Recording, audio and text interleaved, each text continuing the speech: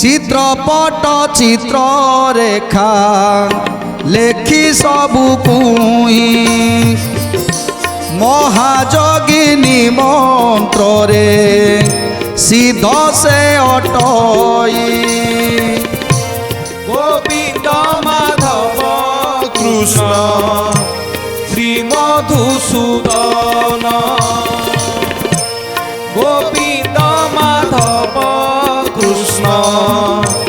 श्री मधुसूदन स्वर्ग भुवन रे जेते पुरुष अछंती चित्रपट रे लेखन कला कसबुंती गोविंद माधव कृष्ण श्री मधुसूदन गोविंद माधव कृष्ण श्री मधुसूदन आखि आगरे चित्रपट निजे आंकी देइछंती चित्रटी एथर सखी चित्ररेखा कहउछंती ठीक अछि तुमे एथर मु जेकोनोसी चित्रपट आनी तुमको देखैबी तुमे चिन्हिकी कहबो जे प्रकृत रे ये कि नुहे तेडु आज स्वर्ग मर्त्य पाताल आज जोगिनी मंत्र द्वारा जेते जेते जेते जेते दिव्य पुरुष अछंती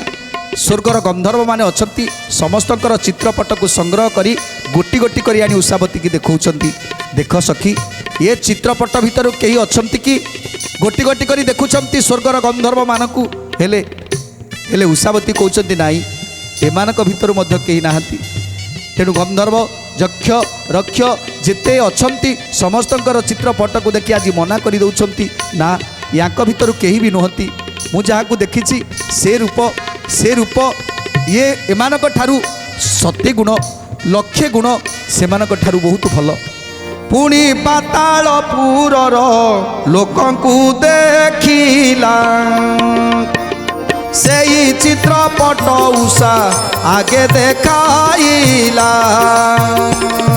सही चित्रपट उषा आगे देखाइला सही चित्रपट उषा आगे देखाइला तहिर मध्य न देखी उषा नास्ती करी मध्यपुर लोकंकु से देला चित्र करी गोविंद माधव कृष्ण श्री मधुसूदन गोविंद माधव कृष्ण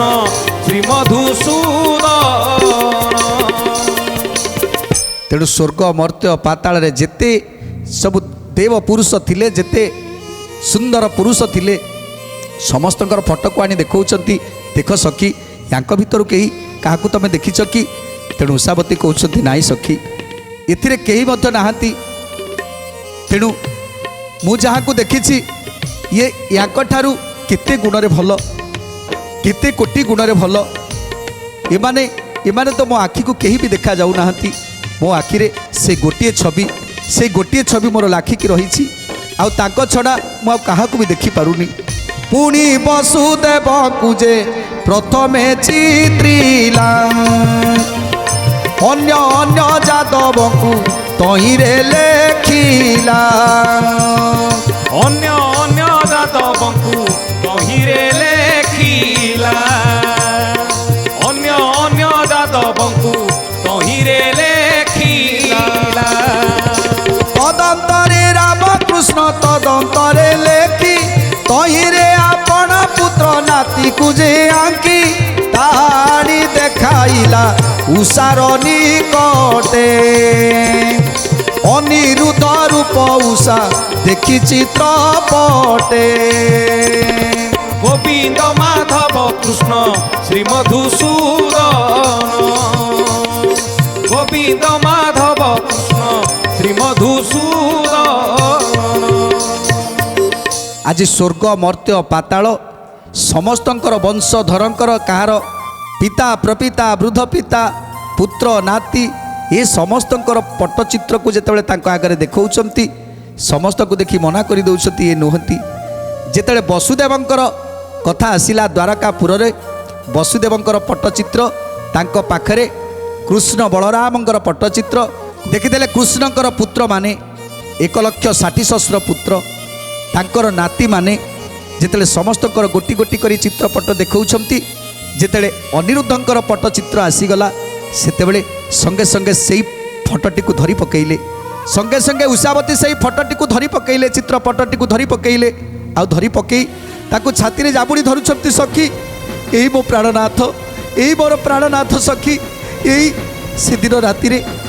ରାତିରେ ଏଇ ମୋ ପାଖକୁ ଆସିଥିଲେ। ଆଉ ଆଙ୍କୁ ମୁଁ କଥା ଦେଇଥିଲି, ଏଇ ହେଉଛନ୍ତି ମୋର ପ୍ରାଣର ଦେବତା। ହେ ସଖୀ, ଏଇ ମୋର ପ୍ରାଣର ଦେବତା। ଯେତେବେଳେ ଚିତ୍ରପଟଟିକୁ ଦେଖିଦେଲେ ସେତେବେଳେ ସଖୀ ଜାଣିଗଲେ ଯେ ଉଷାବତୀ ଯାହାକୁ ଭଲ ପାଇଛନ୍ତି ସେ କେତେ ସୁନ୍ଦର।